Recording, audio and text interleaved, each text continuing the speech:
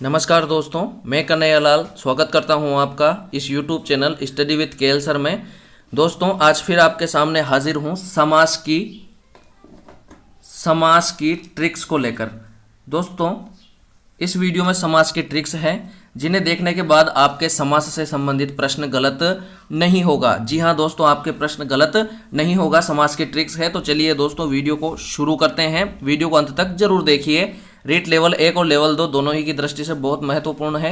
अगर आप चैनल पर नए हैं तो बिल्कुल चैनल को सब्सक्राइब करके बेल आइकन प्रेस कर लीजिए ताकि आने वाली वीडियो की नोटिफिकेशन आपको मिल सके। और दोस्तों, वीडियो को एक लाइक और एक शेयर जरूर कर देना दोस्तों। चलिए दोस्तों, देखिए, नॉर्मली अपन जानते हैं कि समास है दो प्रकार से इनको विभाजित कर सकते हैं। एक तो पदों की प्रधानता के आधार पर और एक सामान्य रूप से। पदों की प्रधानता के आधार पर देखिए, प्रथम पद प्रधान, द्वितीय पद प्रधान, दो पद प्रधान और अन्य प्रधान। इस प्रकार से ये 4 प्रकार के होते हैं पदों की प्रधानता के आधार पर। प्रथम पद में अव्यय भाव, द्वितीय पद प्रधान में तत्पुरुष, कर्मधारय और द्विगु, दोनों पद प्रधान में द्वंद्व, अन्य पद प्रधान में बहुव्रीहि। उसी प्रकार से अगर नॉर्मल देखा जाए तो अव्यय, तत्पुरुष, कर्मधारय, द्विगु, द्वंद्व और बहुव्रीहि इस प्रकार से होता है 6 प्रकार से सामान्य रूप से। चलिए, पहला है दोस्तों अव्यय भाव।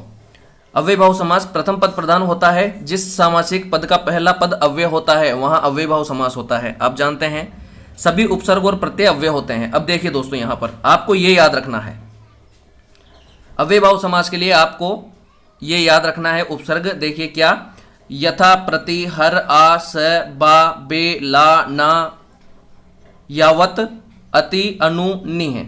एक यावत भी है दोस्तों, इसमें एक है यावत। जैसे यावत से बनता है यावत जीवनम, तो यथा, प्रति, हर, आ, से, बाबे, लाना, यावत और अति, अनु, नि। इस प्रकार से ये उपसर्ग आपको याद रखने हैं। अगर ये उपसर्ग जिस शब्द में दिखाई दे तो उसमें अव्यय भाव समास होगा। जैसे यथाशक्ति, यथार्थ। उसी प्रकार से ना से नालायक, नादान, ला से लाइलाज, लावारिस, बा से बाकायदा, बापनाह, नी से निसंकोच, निर्लज। इस प्रकार से इन उपसर्ग को याद रखिए, जिनमें ये उपसर्ग होंगे अव्यय भाव होगा। चलिए दोस्तों, आगे चलते हैं। इसके बाद यदि किसी शब्द में निम्नलिखित प्रत्यय जुड़े हो तो वहां अव्यय भाव होगा भर, पूर्वक, उपरांत, अनुसार, अर्थ। जहां पर ये जुड़े हुए हो भर, पूर्वक, उपरांत, अनुसार, अर्थ, वहां भी अव्यय भाव समास होगा। जैसे दिन भर, रात भर, प्रेम पूर्वक, मरणोपरांत, लेखक अनुसार और सेवार्थ, परमार्थ, ज्ञानार्थ। इस प्रकार से इनमें अव्यय भाव होगा। चलिए, इससे आगे देखते हैं। यदि किसी एक ही शब्द की पुनरावृत्ति हो तो वहां भी अव्यय भाव समास होता है। जैसे लारा लारा, साथ साथ, पल पल, धीरे धीरे। ठीक है, तो आपको याद रखना है यथा, प्रति, हर, आ, से, बाबे, लाना, यावत, भर, पूर्वक, उपरांत, अनुसार, अर्थ और किसी शब्द की पुनरावृत्ति होने पर अव्यय भाव समास। ठीक है, आगे देखिए दोस्तों, रातों रात, हाथों हाथ, बीचों बीच, ये पुनरावृत्ति कभी ना कभी। आगे देखते हैं दोस्तों, अव्यय भाव में उन्नतावाची शब्दों में अव्यय भाव समास होता है। 19, 49, 29, 59। इस प्रकार से उन्नतावाची शब्दों में अव्यय भाव समास होगा। तो अव्यय भाव समास से संबंधित यही है। चलिए आगे चलते हैं दोस्तों, तत्पुरुष।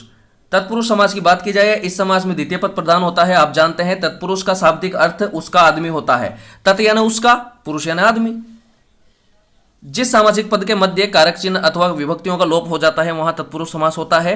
तत्पुरुष के 6 भेद होते हैं: कर्ता, कर्म, करण, संप्रदान, अपादान, संबंध और सप्तमी। इस प्रकार से होते हैं। तो देखिए दोस्तों, कर्म कारक, कर्ता कारक व कर्ता कारक, संबोधन कारक को छोड़ करके शेष सभी 6 कारक तत्पुरुष समास के भेद हैं। कर्ता और संबंध कारक को छोड़ करके, अर्थात कर्म से लगा के संबंध तक। तो देखिए दोस्तों, यहां पर कर्म कारक में को कारक चिन्ह होता है। तो जहां पर को कारक चिन्ह आएगा वहां पर कर्म तत्पुरुष होगा। स्वर्ग प्राप्त, स्वर्ग को प्राप्त। चिड़ी मार, चिड़ी को मारने वाला। दोस्तों, ये पीडीएफ है, मैं अवेलेबल करवा दूंगा, आप इनको आराम से देख लेना। वीडियो लंबा नहीं हो इसलिए इनको स्किप कर रहा हूं। आपत्तिजनक, आपत्ति को जन्म देने वाला। प्रेमातुर, प्रेम को आतुर। इस प्रकार से ये है कर्म कारक के। आगे देखते हैं करण तत्पुरुष समास। इसका कारक चिन्ह होगा से या के द्वारा। इसका कारक चिन्ह होगा से या के द्वारा। जैसे रोग पीड़ित, रोग से पीड़ित, बाढ़ पीड़ित, बाढ़ से पीड़ित, भूकंप ग्रस्त, भूकंप से ग्रस्त, सूर रचित, सूर के द्वारा रचित। तो से या के द्वारा जहां पर कारक चिन्ह आए वहां पर करण तत्पुरुष होगा। ये आप पढ़ लेना, पीडीएफ उपलब्ध हो जाएगी। संप्रदान तत्पुरुष है दोस्तों, के लिए यहां पर कारक चिन्ह आएगा, के लिए, संप्रदान के लिए। तो रसोई घर, रसोई के लिए घर। विद्यालय, विद्या के लिए आलय। रंगमंच, रंग के लिए मंच। भूत बलि, भूत के लिए बलि। इस प्रकार से आप इनको पढ़ लेना।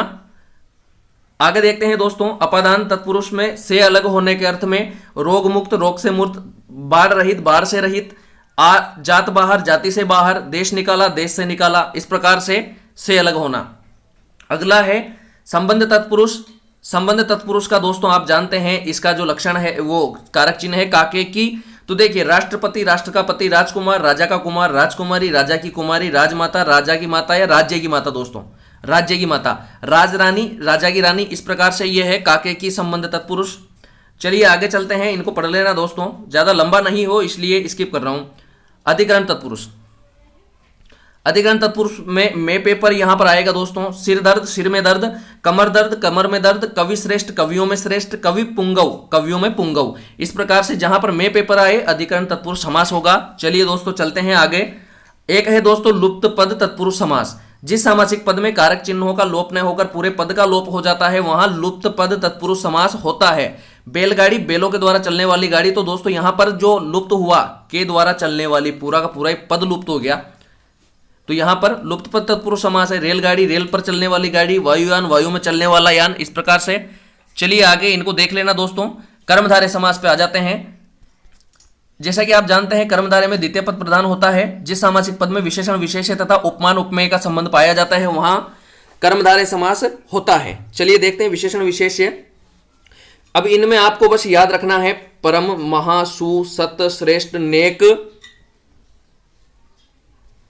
बद, कु, का, मंद, तीव्र, लघु, दीर्घ, खुश, अल्प, बहु, अध, दूह, नव और रंगों के नाम। आपको ये याद रखने हैं विशेषण विशेष्य, यानी कि जहां पर ये उपसर्ग आएंगे, जहां पर ये उपसर्ग आएंगे कौन से वाले, ये देखिए परम, महा, सु, सत, श्रेष्ठ, नेक, बद, कु, का, मंद, तीव्र, लघु, दीर्घ, खुश, अल्प, बहु, अध, दूह, नव और रंगों के नाम। जहां पर ये आए आंख मीच करके आप कर्मधारय समास लगा देना। उसके आगे देखिए उपमान उपमेय। जहां पर देखिए इनमें जैसे कि दीर्घ है तो दीर्घायु, अल्प है तो अल्पाहार, अल्पाहार, बहु से बहुज्ञ, अध से अधजला, अधमरा, अधपका, नव से नववर्ष, नवजात, नववधु। अब वधु कैसी है, नव है, विशेषण विशेष्य है, तो यहां पर क्या होगा कर्मधारय समास। तो देखिए जहां पर ये उपसर्ग पाए जाएंगे, जहां पर ये उपसर्ग मिलेंगे आपको वहां पर कर्मधारय होगा। उपमान उपमेय से संबंधित देख लेते हैं दोस्तों। चंद्रमुखी, चंद्रमा के समान मुख वाली, मीनाक्षी, मीन के समान आंखों वाली, सोनाक्षी, सोने के समान आंखों वाली, मृगनयनी, मृग के समान नयनों वाली, मुखारविंद, अरविंद के समान मुख, पाषाण हृदय, पाषाण के समान हृदय। तो देखिए यहां पर उपमान उपमेय है तो यहां पर कर्मधारय समास होगा। तो आपको याद रखना है एक तो वो उपसर्ग परम, महासु, सतश्रेष्ठ, नेक, बद, कु, का, मंद, त्रिव, खुश, अल्प, बहु, दूह, नव और रंगों के नाम, इनको याद रखने हैं। आपको देखते ही कर्मधारय लगाना है और उसके बाद उपमान उपमेय, इनको पढ़ लेना। चलिए दोस्तों आगे देखते हैं। द्विगु समास आ जाता है दोस्तों अपने अब द्विगु। द्वितीय पद प्रधान होता है। द्विगु का शाब्दिक अर्थ होता है दो गायों का समूह। जिस सामासिक पद का पहला पद संख्यावाची हो तथा विग्रह करने पर तीसरे अर्थ का बोध न कराकर किसी समूह का बोध कराता है तो वहां द्विगु समास होता है। चलिए देखते हैं। एक तंत्र, एक का है जो तंत्र, एकांक की, एक अंक की है जो, एक तारा, एक तार का है जो, दोपहरी, दो पहरों का समूह, दुपट्टा, दो पटों का समूह, इस प्रकार से ये है द्विगु समास के उदाहरण। चलिए आगे चलते हैं दोस्तों, इनको पढ़ लेना। आगे चलते हैं। द्वंद्व आ जाता है दोस्तों द्विगु को बाद में। द्विगु को देख लीजिए 12 मासा, 12 मासों का समूह, 700 700 का समूह, इस प्रकार से। अब द्वंद्व समास है, दोनों पद प्रधान होते हैं। द्वंद्व का शाब्दिक अर्थ होता है युग्म या जोड़ा। अगला है एकमात्र समास जिसमें योजक चिन्ह का प्रयोग होता है। किसमें होता है? द्वंद्व में होता है। जिस सामासिक पद का विग्रह करने पर और, तथा, एवं, या, अथवा आदि इत्यादि आता है वहां द्वंद्व समास होता है। द्वंद्व समास के 3 भेद होते हैं, इतरेतर द्वंद्व, विकल्प द्वंद्व और समाहार द्वंद्व। ठीक है दोस्तों। जहां दोनों पद प्रधान हो वहां विग्रह तथा और एवं से होगा। जहां पर दोनों पद प्रधान होंगे वहां पर तथा और एवं से विग्रह होगा। देखिए माता पिता दोनों पद प्रधान हैं, यहां पर तो माता और पिता आएगा। भाई बहन, भाई और बहन, भैया भाभी, भैया और भाभी, दाल बाटी, दाल और बाटी, दोनों पद प्रधान है तो तथा और एवं से यहां पर विग्रह होगा। चलिए दोस्तों आगे चलते हैं, इसका दूसरा भेद देखते हैं, इनको पढ़ लेना। संख्यावाची तथा विलोम शब्दों का विग्रह करने पर या अथवा आएगा तो 1 2 में 1 अथवा 2, 4 5 4 या 5, 5 7 5 या 7, 5 25 5 या 25, इस प्रकार से। चलिए आगे देखते हैं। प्रतिध्वनि वाले शब्दों में विग्रह करने पर आदि इत्यादि आता है, जैसे चाय वाई, चाय आदि, पानी वानी, पानी आदि, रोटी वोटी, रोटी आदि, अगल बगल, बगल आदि, इस प्रकार से। तो ये हुआ अपने द्वंद्व समास। चलिए आगे है दोस्तों आखिरी वाला बहुव्रीहि समास। अन्य पद प्रधान होता है। बहुव्रीहि का शाब्दिक अर्थ बहुत सारे चावल होता है। व्रीहि यानी चावल, बहु यानी बहुत, बहुत सारे चावल। आगे जिस सामासिक पद का विग्रह करने पर सामान्य अर्थ का बोध न कराकर किसी रूढ़ अर्थ का बोध कराता है वहां बहुव्रीहि समास होता है। जैसे देखिए एक दंत है जिनके कौन गणेश जी। गज के समान वदन मुख है जिसके कौन गणेश जी। आगे देखिए द्वीप 2 बार पानी पीता है जो हाथी। द्विज जो 2 बार जन्म लेता है। ब्राह्मण पक्षी दांत चंद्रमा के अर्थ में आता है। ब्राह्मण पक्षी दांत चंद्रमा। द्विरेफ 2 रेफ है जिसके भौरा। आशुतोष शीघ्र प्रसन्न होते हैं जो शिव। इस प्रकार से ये बहुव्रीहि समास के उदाहरण है। तो ये पीडीएफ आपको मिल जाएगी, आप इनको याद कर लेना दोस्तों।